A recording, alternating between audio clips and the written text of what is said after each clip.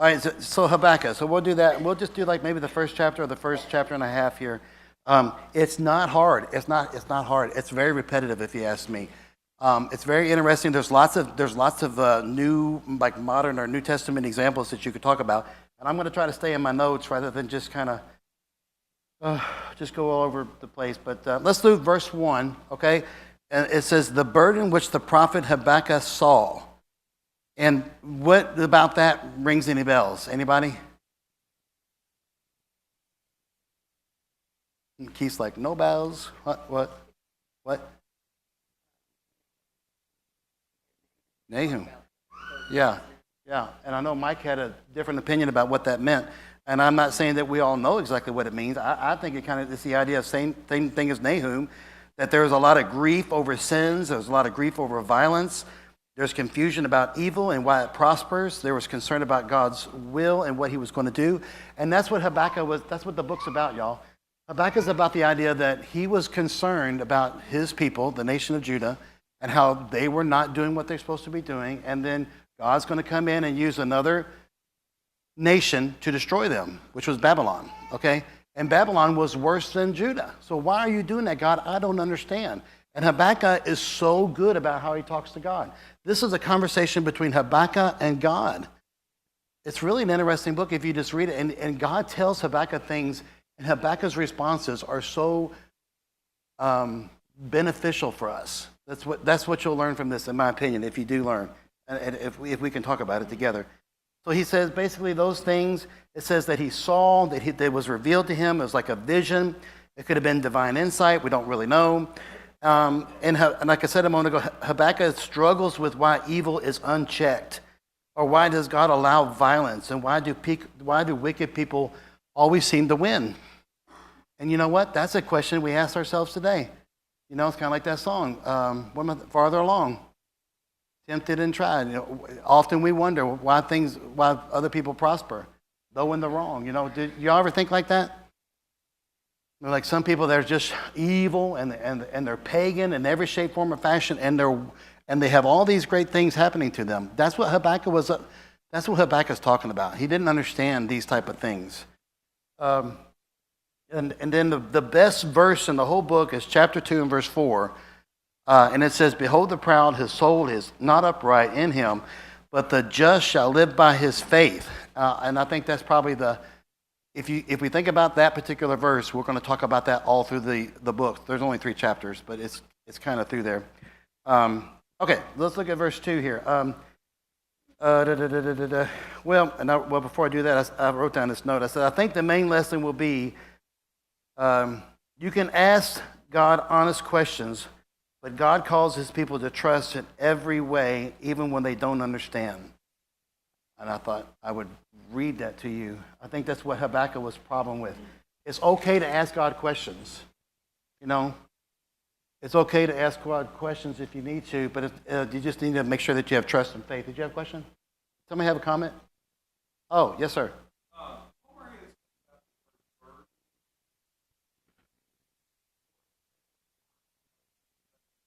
Burden literally means heavy load. Here it means to lift up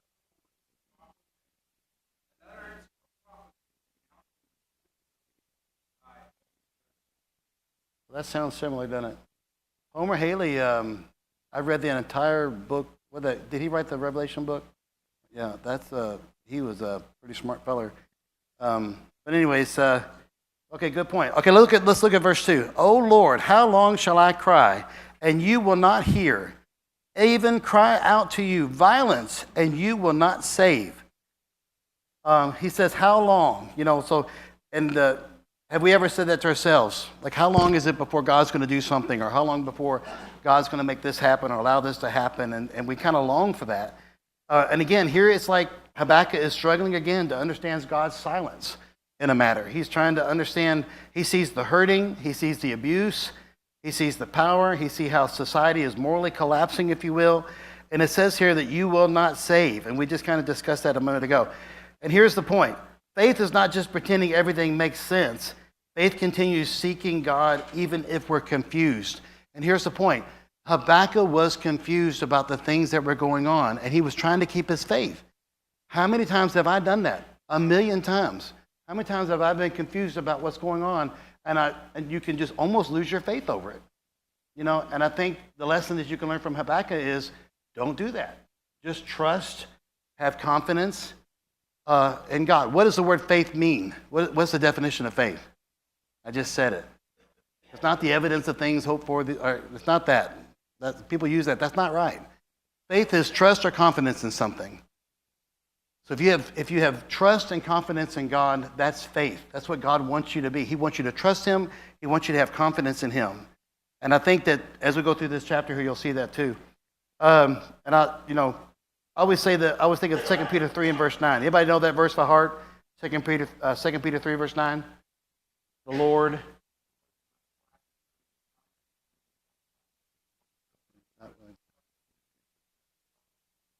Yeah, and see, he's an ex-preacher.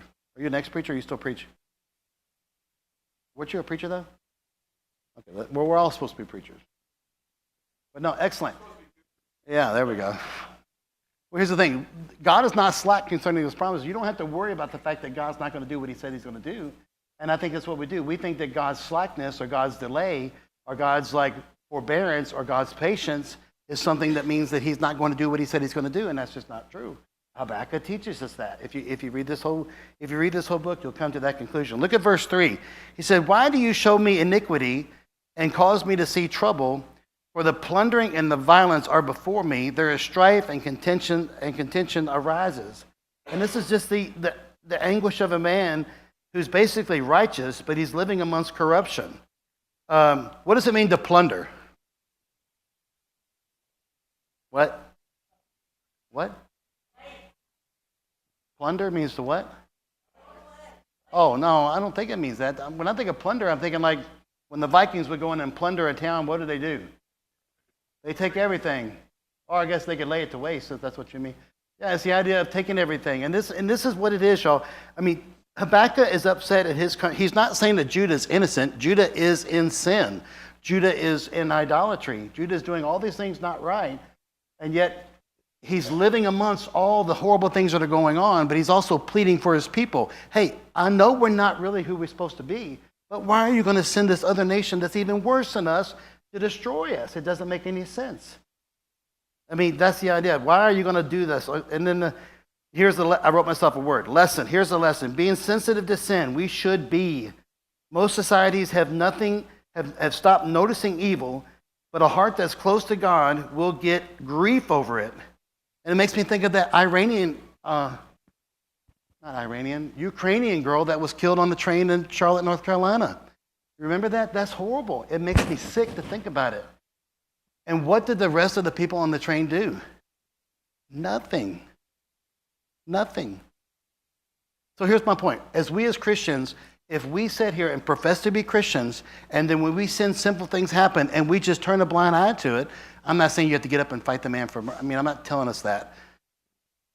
I'm just saying there's so much sin that goes on even in your life. And if you're not sensitive to it, if you're not going to be one that stands up and says, hey, maybe we shouldn't do this, or hey, what can I do to encourage you otherwise?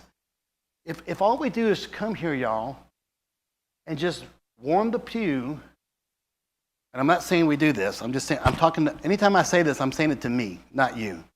If I just come here and warm the pew and listen to the preacher and sing the songs and pray the prayers, and then my Christianity is not anything else, then what good is it? It's not any good. It's not any good. I mean, Habakkuk was sensitive to sin. It upset him. It brought him grief. So when you're involved in that, you should probably feel the same way. It should have caused you to grieve. Look at verse 4. Therefore the law is powerless, and justice never goes forth.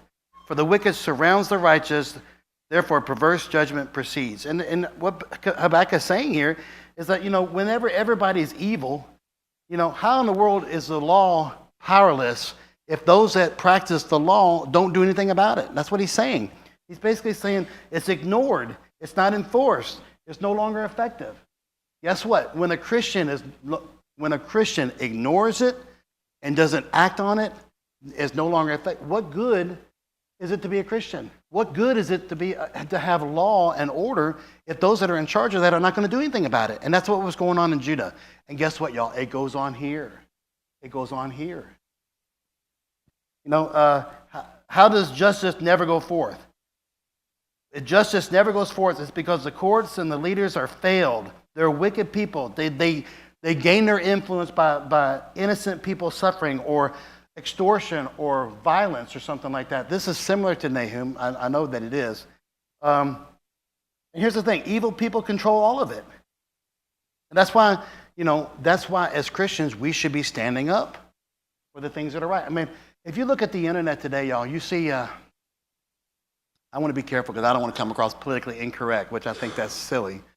But I don't want to be insensitive about some things. But we need to be less sensitive about some things. And I can talk about it later. But I'll just say this. There are so many pagan people in this country now that don't believe in Christianity, don't believe in God and the God that we worship, don't believe in Jesus the Christ. They believe in other things, pagan things, things of the devil, and they're bringing it here. If we don't stand up for that, what do you think is going to happen to our children? What do you think is going to happen to your grandchildren? They're going to be in it, and they're going to be made in it. Did you have something? I'm done.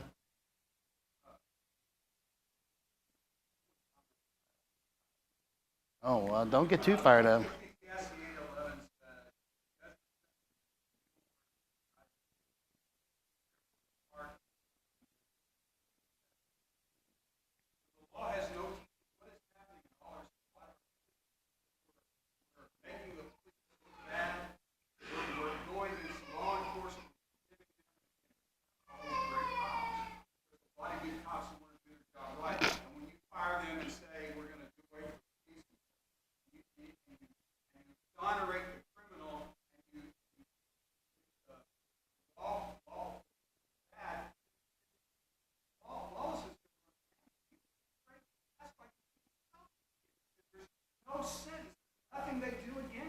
We're there. It's already here. It's already here.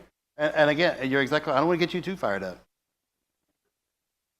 You got it, don't you? I mean, you could be close friends.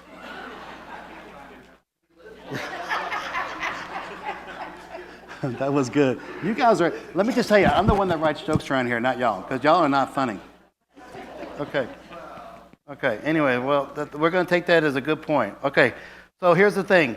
I wrote myself another note. What's the lesson for today? People are imperfect. Cultures can drift if what happens? When you don't trust the Lord your God, your culture is going to drift away. If you do not trust in the Lord your God, you are going to be a people that don't care. Yeah.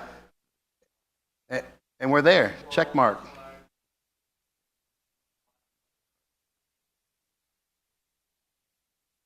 Right. Yeah. All right, look at and this is another thing. Here's a New Testament connection to this verse. It's the idea that what do? We call evil good and good evil. Does that go on in this country? 100%. It's by the definition, that's what we're doing in this country. And here's the question. What are you going to do about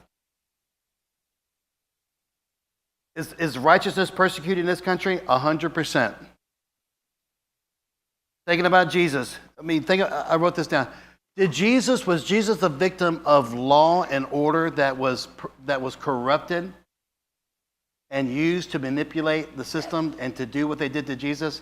100%. It's the same thing. Look at verse 5. This is the first time. Okay, so Habakkuk says these things in the first 5 verses, right? And then the first 4 verses. And then this is God's response starting in verse 5. Look among the nations and watch. Be utterly astounded, for I will work a work in your days which you would not believe, though it were told you, he said. He said, I think this is when he says, look, it's coming from beyond Judah. It's coming from, he's saying, look, there's something that's coming. And it's not going to be Judah. It's going to be something other than Judah. It's going to be coming from, I guess he's getting ready to tell him it's going to come from the Babylonians. And I think that, here, and this kind of goes back to what he's saying. He's talking about the Babylonians, and this is what upset Habakkuk. But he said, be astounded.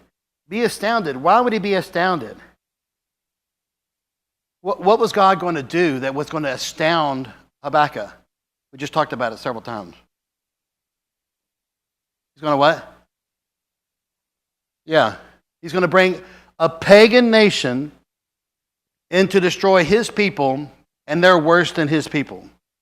And that seems to be, doesn't make sense. I agree. I don't think it makes sense either. But that's what God did. And it did happen. And this exact verse is used in Acts 13, verse 41. And it was talking about being ready for the idea that something's going to happen, that the Babylonians are going to come. But then Paul uses it in Acts to talk about that Jesus was going to come, and that you better be paying attention, you better be obeying, because it's going to be the Christ. Those that resisted were warned. God was going to do something unbelievable. Don't resist it. Believe it. And if you think about it, that was even in the Old Testament, and that was in the New Testament. God was going to bring the Christ. And it's interesting that that's the same verse. Look at verse 6. He says, for indeed, what's the word indeed mean in the Bible? Well, I know, but I'm looking for my definition. What? Sure, that's what it means. How did you know? Did you look it up real quick? You did. It literally means truly. For truly, or indeed, I am raising up the Chaldeans, a bitter and hasty nation, which marches through the breadth of the earth to possess dwelling places that are not theirs. Now he goes into this talking about the Chaldeans, the Babylonians, how they're going to conquer Judah. And they did conquer Judah in 586 BC. And he talks about their character, how they're ruthless, they're fierce, they're aggressive, they're going to conquer, they're terrible, they're dreadful. Has anybody here ever had the feeling of dread before? Don't take it lightly. There is such thing as dread. Are you shaking? You've had dread before? I won't ask you what it was. What was it? If you can do it in like 10 seconds.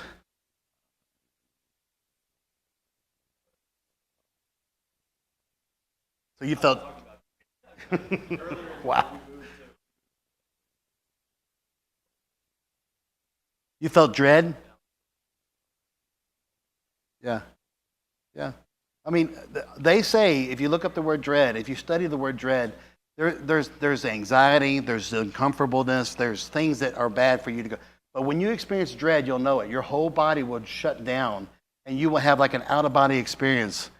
I'm not saying that's not what you didn't have. I'm just thinking, I know some people experience a true dreadness. And dread is nothing to be taken from, it will change, like it'll mess you up. It'll change your body. Like you'll go into like, I'm just saying, like that's the kind of thing that Habakkuk was getting from God in this description of Babylon. Babylonians were going to come down, and it was going to be a dreadful experience. I mean, lives and people and property were going to be just ransacked and destroyed and taken away. Y'all, we don't have no idea what that's like. We live in a country that nobody can come to this country and take anything from us, because this country has 320 million people and 400 million guns. I mean, that's just the way. That's a whole other subject we could talk about. No, we're not going to talk about that now, of course not. But anyways, that's just the difference. We don't understand it. But back there for this time of period, back in this time, this would have been really hard. Judgment and dignity proceeded from themselves, it says. Let's see. I thought it said that, didn't it? Oh, in the next verse. I got down to the next verse. It says, they're terrible and dreadful. Their judgment and their dignity proceed from themselves. The Babylonians were so tough and so something. They got their own judgment and their own, what was the word? They got their own judgment and their own dignity from themselves. What does that mean? They didn't recognize anybody else's authority. They did not even have anybody else's rules in mind. They made their own rules, and they did their own things no matter what. They were their own standard. That's an excellent way of saying it. Could you imagine being your own standard? You know? Yeah.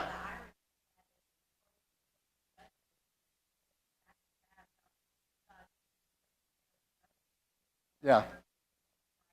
Yeah. Yeah.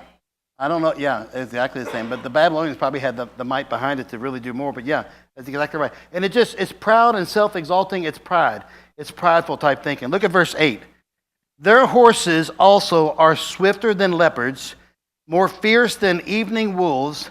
Their chargers charge ahead. Their cavalry comes from afar, and they fly as the eagle that hastens to eat. And none of these animals really kind of did it for me. But I think the animal imagery is interesting here. Why does the Bible use animal imagery at times?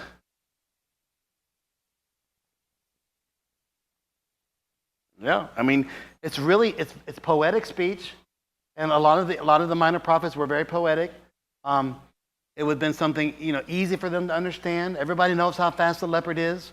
Everybody knows how treacherous an eagle is when it swoops down. And then you're thinking about evening wolves. I'm like, evening wolves? What does that mean? Does anybody know what evening wolves mean? When do wolves eat? Night. They hunt at night. Could you imagine having all these wolves come up and they haven't eaten all day, and here comes the night, and they're going to come in and they're going to hunt? He's describing the Babylonians. Yes, sir.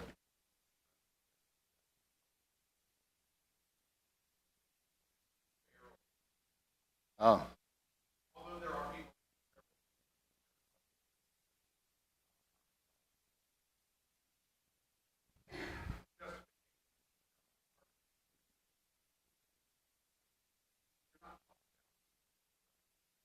No. No. No. No. Yeah, leopards they're pretty tough. Pretty tough. Look at verse 9. They all come for violence. Their faces are set like the east wind. They gather captives like sand. I looked up what's it mean to be the east wind, and there's nobody really knows. Evidently, the east wind was a bad wind in the Middle East. But they all come for violence. It was their identity. When it says they all come for violence, that means that every Babylonian was a tough dude or a tough gal, and they all came to do what they had to do. It was their identity. They didn't play. And they took captives like sand. Could you imagine prisoners like sands on the seashore? That's the imagery. So many prisoners that it'd be like sand. Just vast amount of people brought into captivity and imprisoned and killed and murdered and violently, tortured and all these things that they did. I mean, it's really a scary story. Look at verse 11. Then, now this is what's interesting about this is kind of after the battle. This is whenever he's kind of like giving like a synopsis of what occurs after the military success, and they're proud of what their army is, and all the while it was God that gave them the victory. Talking about the Babylonians, he's describing what the Babylonians are going to think, and they should not even think it because God's the one that put them up and let them beat them. Does that make sense? Now he says this is what they think. Then his mind, the Babylonians' mind, changes, and he transgresses. Transgress means what? What word do you see? Trans, which means across. Aggression means what? I do not know. Read my mind. To go beyond. Yes, that's what I mean. It's the idea of like when you trespass, what do? You go beyond where you should go. That's the trespass. That's the idea of going down a road that you shouldn't be on or something. So just to mean that's what they do. He transgresses. He commits offense. Then he says, ascribing this power to his God. And here's the funny thing is, now he's going to credit his false gods. This is talking about the Babylonians, his military, his human power, and not who? Not the true God that basically put him in this situation.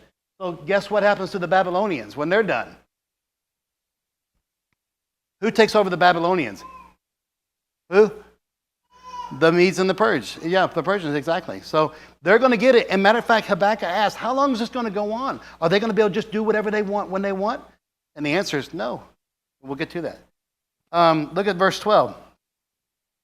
I had other notes on verse 11. Is there a word about... it doesn't really make a difference. Look at verse 12. It says, I'm trying to try to stay with my notes. I do better if I stay with my notes. Verse 12, are you not from everlasting? Now here's Habakkuk talking back to God again, okay? He says, are you not from everlasting, O Lord my God, my Holy One? We shall not die. O Lord, you have appointed them for judgment. O rock, you have marked them for correction. Now this is interesting. It's a new question. It's basically this. Here's what Habakkuk is saying. How can you use a nation to punish Judah? And he starts talking about who God is. Very smart of Habakkuk. Habakkuk is always respectful of God. He doesn't say anything silly or foolish or without great respect. He always keeps his heart and mind in the right spot. He's really an interesting character. We don't know anything about Habakkuk that I know of, that I can find. All we know is what he says here. Okay? And he's basically saying, he called God eternal. He said, you're not, in a sense, that you're deity, that you're unchanging, that you're sovereign, you're the king of the universe. And then he says, you are holy. How can this be? He gives him a compliment, tells him that he's holy, my Holy One. And then he says this thing, we shall not die. And what do you think he means by that? He's saying, we're not going to die, are we? So Habakkuk was appealing to God and saying, look, you're the Holy One. We're not going to die, are we? And now, does everybody in Judah, does it get wiped out? No, there's a remnant. There's always a remnant. There's always a remnant. But he says, expressing hope that Judah's not going to die out completely. And then he says the word, appointed them. For you have appointed them for judgment. And basically what Habakkuk was saying here, he's saying, look, you're the one that's doing it. You're appointing the Babylons to do what you're doing.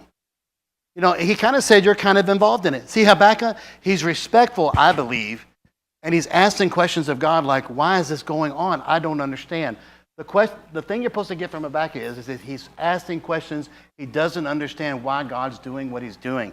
But it doesn't mean that you don't have faith. It doesn't mean that you can that you shouldn't be able to ask questions. And look what he says he says, "Oh rock." Why do you think he called him "Oh rock"? What is a rock in the Bible? A foundation, a stable foundation, a security, something faithful.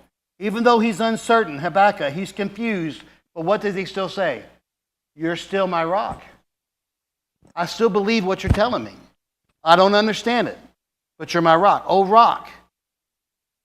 Oh rock, you have marked them for correction. Look at verse 13. You are of purer eyes than to behold evil, and cannot look upon wickedness. Why do you look on those who deal treacherously, and hold your tongue when the wicked devours a person more righteous than he? Very simply, he's saying, why are you don't even like things that are wicked or unholy. He wasn't saying he couldn't look at them. He was saying, look, you are God. You don't even like these type of things. These are not even what you are. He said, why would you let those that look on those, why do you look on those, talking about the Babylonians, why are you allowing them to deal treacherously with us? And why are you going to hold your tongue when the wicked devours us? A person even more righteous than he. He's saying, Judah is not perfect, but we're more righteous than they are. You see what Habakkuk is doing? He's upset, kind of. Why is this going on? Have you ever been upset with God?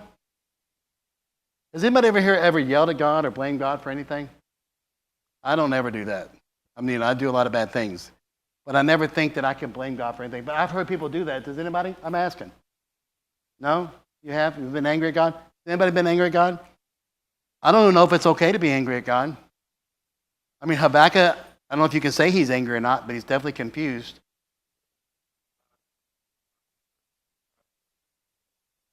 That's a good point. I do remember that, and I remember being impressed about that.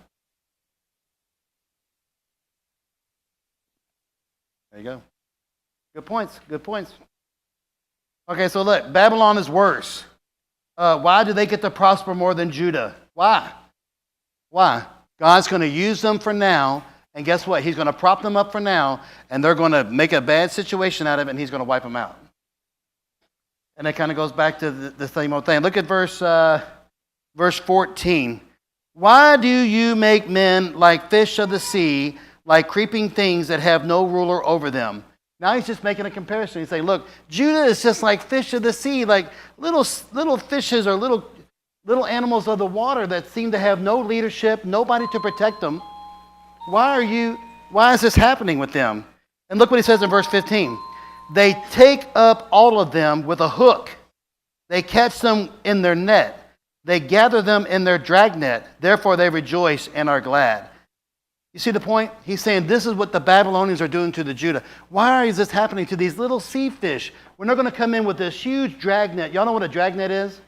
They still use them today. They have these huge nets, and they drop them over these huge big boats, and they just catch whatever they catch through the water. They're shaped like a cone, and they're like hundreds of feet long, hundreds of feet wide, and they'll pick up dolphins and sea turtles and all the tuna in the world and whatever they can catch. And you know what? And when it gets all up in the boat, what do they start doing? They just throw the sharks out and throw the tunas out, and they keep all the good stuff. I mean, a lot of dragnets are outlawed in international waters for the most part, I think. Somebody can check me on that. But I mean, what's the idea of a dragnet when you think about Babylon? What can Babylon do? Take them all. I can sweep the whole ocean of every fish in the sea, and I can imprison them, and I can kill them, and I can murder them. You see, I mean, it should impress upon you just how upset, how crazy it does kind of sound. I mean, it sounds tough, doesn't it? It's pretty tough. It's a tough story. He said, therefore, and therefore, they're going to rejoice and they're going to be glad about it. The Babylonians they're going to get joy out of doing it. 16, therefore, they sacrifice to their net. This is interesting. And they burn incense to their dragnet, because by them their share is sumptuous and their food is plentiful. They sacrifice to their net. They worship their military strength. They worship their conquest and human ability. They don't worship God, the instrument that they worship the instrument they use to do it. They glorify the instrument. You see the point? Babylon was like, this is my big net. I'm able to do all these things, and that, you know, and they don't think about God. And I think to myself, that's exactly what we do today. And I wrote down a question. I said, what would be our nets today? Would it be your money? Would it be your power that you have? Maybe your governmental influence? Maybe your business that you own? Maybe the technology that you have? And why do we worship it? Because of what it gives us. It gives us wealth. It gives us luxury. And that's what he means there. He said, because by them their share is sumptuous and their food is plentiful. You see the point? That's why anybody worships anything, because it makes you have more stuff. That's what the Babylonians would do. And guess what the lesson is for us? Don't worship our dragnets. Don't worship the things that make us plentiful. Don't worship the things that make you feel good about all that you have. Because that's the condemnation that Habakkuk was doing to the Babylonians. Our time is gone.